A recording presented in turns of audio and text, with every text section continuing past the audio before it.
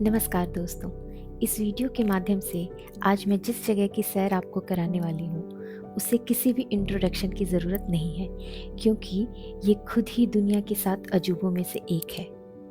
जी हाँ, हम बात कर रहे हैं प्रेम की ऐतिहासिक मिसाल ताजमहल की, जो भारत के उत्तर प्रदेश के आगरा शहर में स्थित है। इस जगह के फेमस होने की वजह से यहाँ सिर्फ हमारे देश से ही नहीं बल्कि विदेश के भी अनेक हिस्सों से लोग ट्रैवल करते हैं, और इसी वजह से यहाँ पर रेल और एयरपोर्ट दोनों की ही सुविधाएं उपलब्ध हैं। सिटी के अंदर ट्रैवल करने के लिए मेट्रो की भी सुविधा अब उपलब्ध है। सिटी की ट्रैफिक और दोपहर की धूप से बचने के लिए हमने ताजमहल के पास में ही स्टे लिया है। ये होटल का नाम है अतुल्य ताज, और ये ताजमहल का जो ईस्टर्न गेट है उससे अप्रॉक्स 1 किलोमीटर की ही डिस्टेंस पर है। आते वक्त हमें एंट्री गेट ताजमहल का दिख रहा था, और अंदर से ये कुछ ऐसा दिखता है।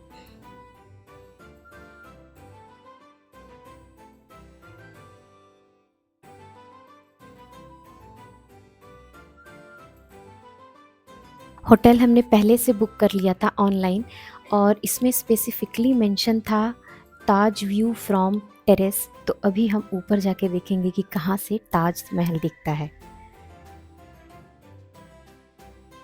वैसे तो अभी थोड़ी देर में हम निकलने ही वाले हैं ताजमहल को करीब से देखने के लिए, बट सिंस स्पेसिफिकली मेंशन था इसमें, इसलिए थोड़ा मन था कि लाओ देखें कैसा लगता है फ्रॉम टेरेस। और ये है व्यू, और ये है ताज व्यू फ्रॉम होटल। खैर, रुकने के लिए एक जगह मिली है, वो पर्याप्त है, और जो भी है सब अच्छा है।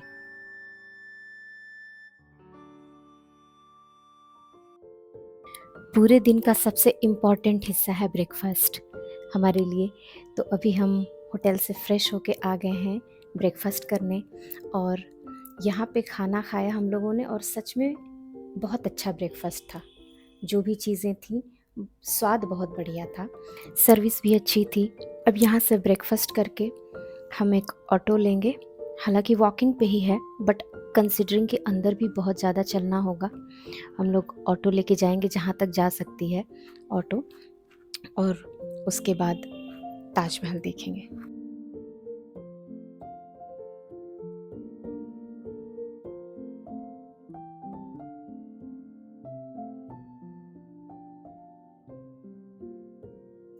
अब एंट्री गेट से हम अंदर की तरफ चलना शुरू कर रहे हैं, और अंदर जाने वाले रास्ते भी बहुत खूबसूरत हैं, जैसा कि आप देख सकते हैं।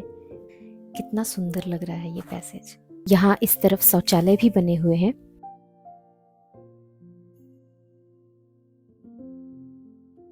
ताजमहल की जो कहानी है, जो इतिहास है, उसका हाईलाइट कह लीजिए या संक्षिप्त रूप इन पत्थरों पे गुदा हुआ है।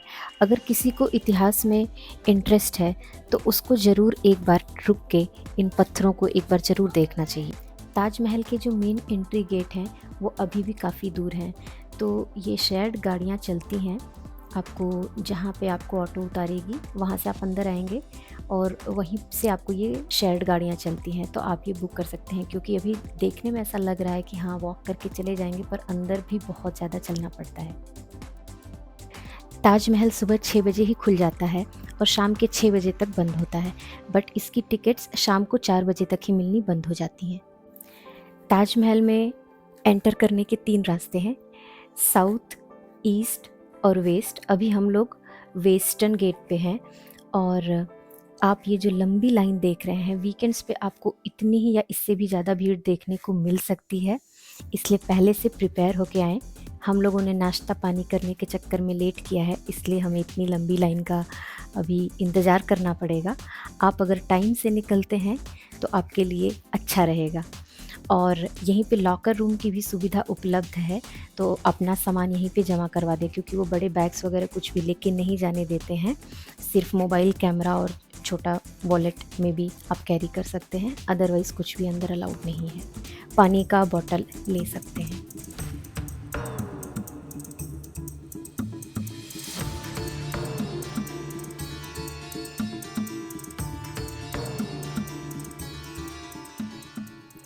कुछ इतिहासकारों के अनुसार ये कहा जाता है कि मुमताज महल बेगम अपने आखिरी दिनों में बेहद कमज़ोर हो गई थी।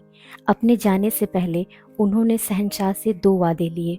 एक कि अब वो किसी भी रानी से कोई और संतान नहीं लेंगे, और दूसरा कि उन्होंने ये बताया कि उन्होंने अपने सपने में एक बहुत ही खूबसूरत बगीचा देखा है, जन्नत जैसा खूबसूरत बगीचा, और वो ये चाहती हैं कि उनके जाने के बाद उनकी याद में भी एक ऐसा ही खूबसूरत बगीचा यानी मकबरे का निर्माण कराया जाए। ताजमहल मुमताज महल के उसी आखिरी वादे और प्रेम की निशानी है।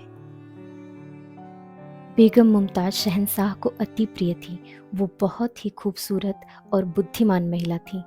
कहा जाता है कि शहंशाह उनसे अपने राजकाज के काम में भी सलाह मशवरा लेते थे, लेकिन दुर्भाग्यवश इनका साथ बहुत दिनों का नहीं था। अपने 14वें बच्चे को जन्म देते वक्त लेबर पेन इतना बढ़ गया था कि 30 घंटे तक वो लेबर पेन में रही, और इसी वजह से उनकी मृत्यु भी हो गई। ये तारीख 17 जून 1631 की थी, और उनका पार्थिव शरीर वहीं बुरहानपुर में टेम्परेरली दफना दिया गया।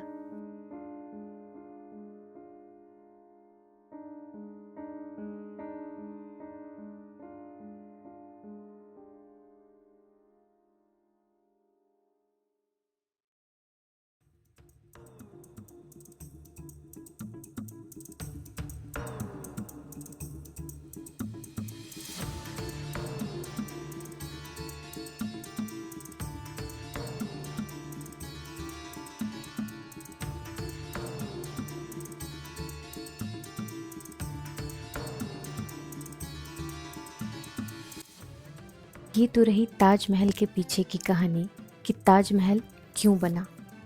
पर कभी आपने सोचा है कि इतनी खूबसूरत विश्व धरोहर को बनाने के लिए कितनी मेहनत, लागत, समय और कितनी तरह की सामग्री का इस्तेमाल हुआ होगा?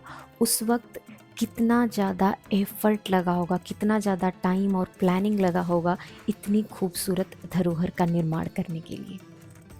ताजमहल को देखने के बाद आपको ये बिल्कुल नहीं लगेगा कि ये लगभग 375 से 395 साल पुरानी इमारत है, जिसका निर्माण 1632 में शुरू हुआ था और 1653 यानी लगभग 22 साल के निर्माण काल के बाद ये इमारत बनके तैयार हुई, और जिसके निर्माण के लिए भारत के विभिन्न हिस्सों से स्किल्ड वर्कर्स मंगाए गए थे, जिनकी संख्या कहा जाता है लगभग 20,000 से 22,000 तक की थी।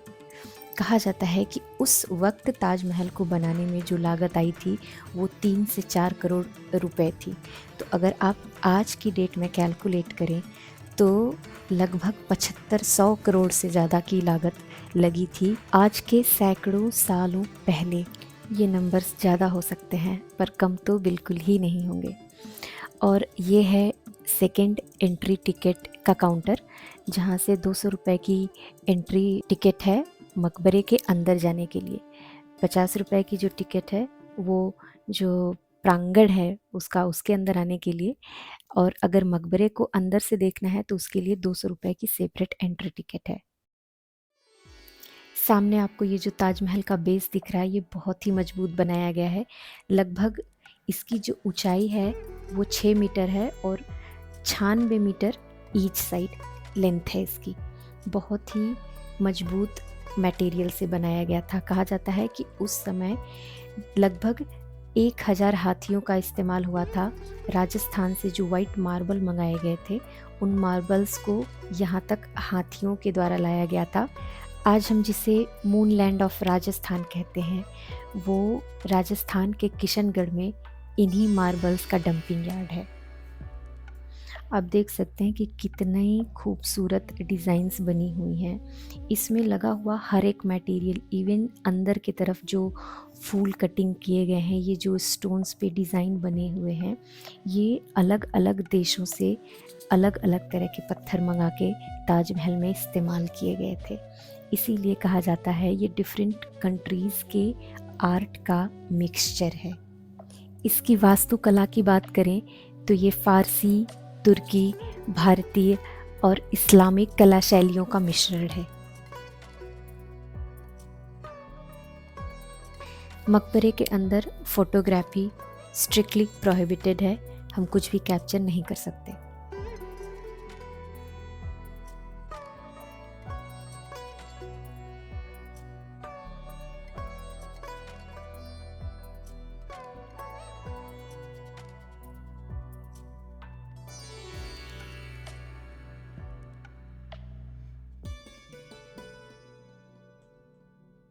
आज का जो हमारा स्केड्यूल है उसमें कोई भी रश नहीं है, कोई और एटर्निटी हमें कवर नहीं करनी है, कहीं और जाना नहीं है, बस सुकून से इत्मीनान से ताजमहल घूमने का ही प्लान था।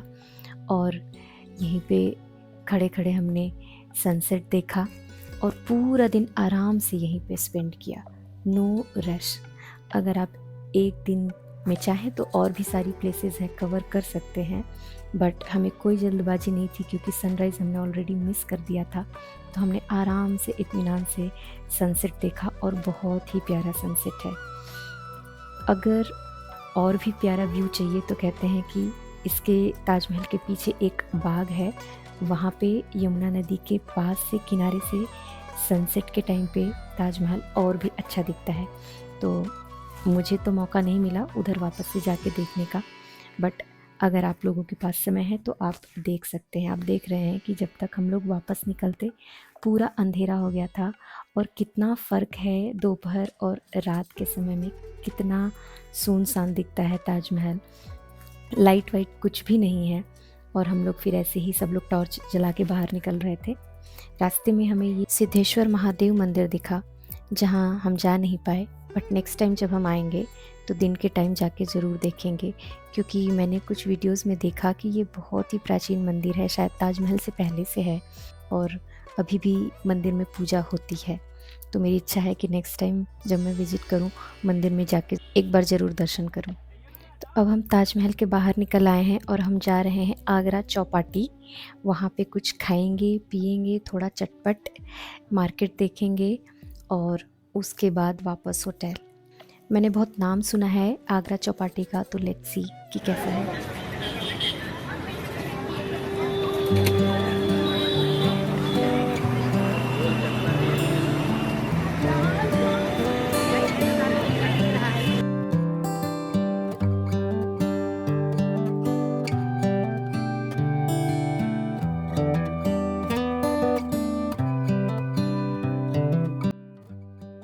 फैमिली के साथ विजिट करने लायक प्लेस है। बच्चों के लिए खेलने की ढेर सारी चीज़ें हैं और बच्चों को काफ़ी देर तक यहाँ पे बिज़ी रखा जा सकता है। अगर आप किड्स और पेरेंट्स के साथ ट्रैवल कर रहे हैं तो अच्छी जगह है।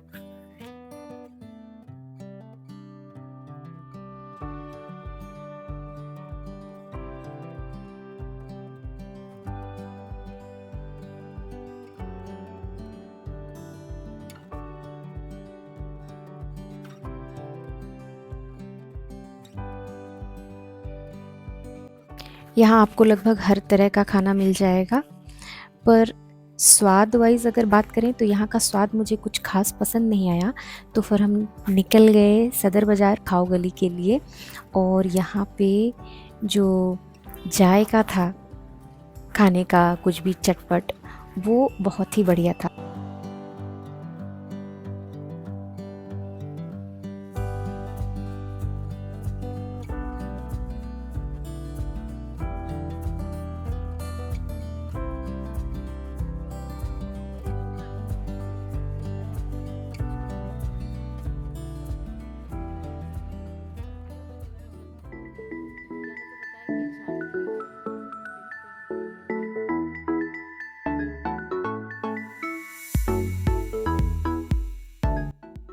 तो अगर आप आगरा विज़िट कर रहे हैं तो आपको यहाँ की सदर बाज़ार और वहाँ की गलियों का चटपटा खाना ज़रूर ट्राई करना चाहिए।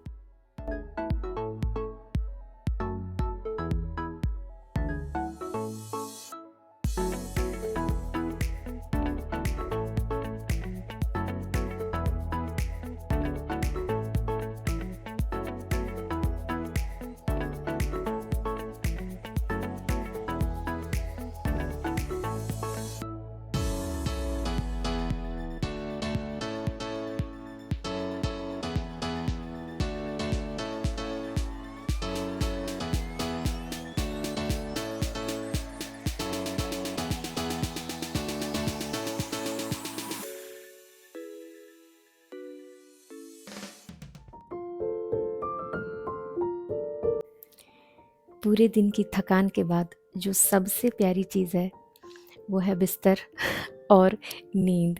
तो अब हम वापस अपने होटल आ गए हैं सुकून की नींद लेने के लिए। आज का हमारा जो सफ़र था वो यहीं पर ख़त्म होता है। फिर मिलते हैं नेक्स्ट वीडियो में। Thanks for watching.